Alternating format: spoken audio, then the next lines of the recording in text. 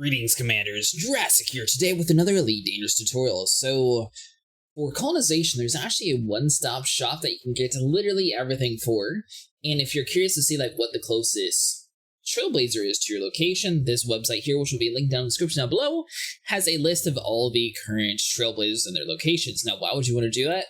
The Trailblazers all have basically everything we need to colonize the system with. They have your CMM, so you don't have to go to the ground. They have all your military, your technology, your metals, literally everything's going to be found. The hardest part is actually going to be finding a Trailblazer that has a spot open inside the world. So for example, we were usually using Trailblazer Dream, but since it was blocked last night, we actually went to Trailblazer Faith, which had a slot open. You might notice that there's going to be a lot of other fleet carriers inside the area, so you're not going to always have the most optimal placement of it. But if you're tired of going to the ground ports and you just want to go get all of your commodities in one spot, you're actually going to be able to get it at a decent price. It is a little bit below galactic average on most things. The only thing I saw higher was the membranes, which the FDev did currently boost to have a higher commodity amount, but I don't think they actually adjusted the price any yet. Alright, so they got the liquid oxygen, surface stabilizers, water, evac shelter, survival equipment, both for those are used common. Food cartridges, food vegetables, grain, all three of those are pretty common.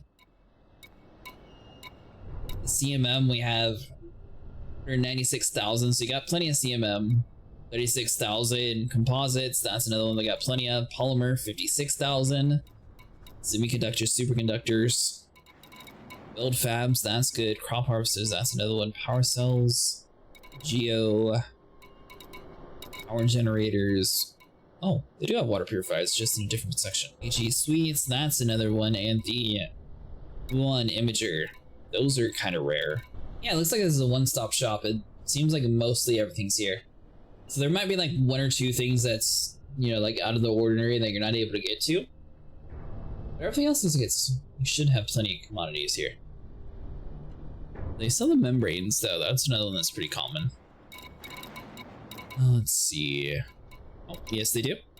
Now this one, they boosted the amount a ton, but still kind of low. This one only has 11,746 in stock. Compared to everything else, that's the lowest one so far. That's not too bad. So the CMM selling at 54.78 and the galactic average is 59.72, so it is a little bit cheaper. I don't know if it's going to be the cheapest compared to other places around, but it's at least going to have everything in one stop without having to go to the ground. Been planning for building on the system. The system design also is mainly going to factor in the fact that you would have to have a ground port. If you don't have any ground ports, then a lot of my system's not really going to matter. So far, the only thing that's FDev's confirmed is that the location of your spaceport needs to be hovering up above the moon that you have majority of your stuff that you want to sell at that place is at. My initial plan was it was going to have the ground conflict stuff be super close to our gateway. That way people would be able just to go inside the gateway, take the TDD down to the planet and be able to do the wars super quick. However, that's not going to actually be the case.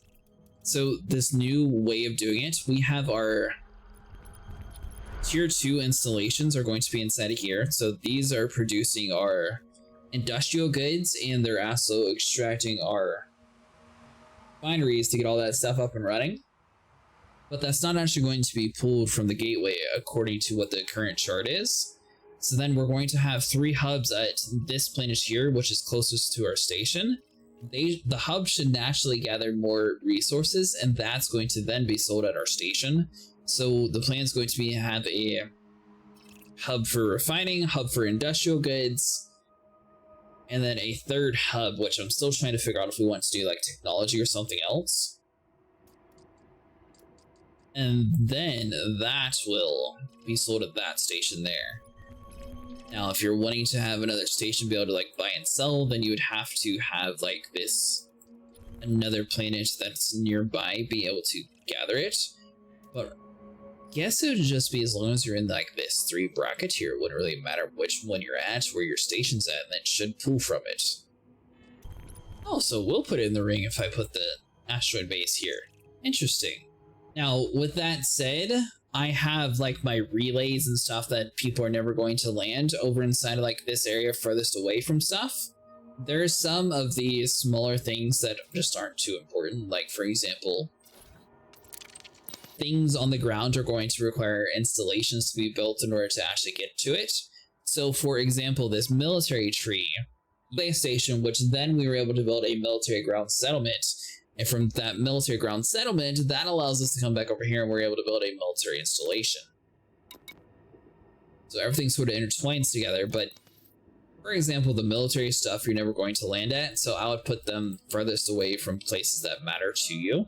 With that being said, this gas giant's also not going to be able to pull any of the resources, like, unless we're able to build maybe one of these outposts would you be able to like sell goods from, but I don't. I mean, they got the space farm, but I can't pull from it at the station. I can't land to like buy commodities there, so I assume that our station also wouldn't be able to. Basically, the general gist is hubs, you want to have them closest to your gateways, and then everywhere else you just want to try to like fill in for smaller stuff. You are occasionally going to have to build things you don't necessarily care about, and that's where like these outposts come into play in the installation. Some of them are going to reward you with construction points, which are then going to be used to build other things for your system. If this guide helped you out, consider subscribing.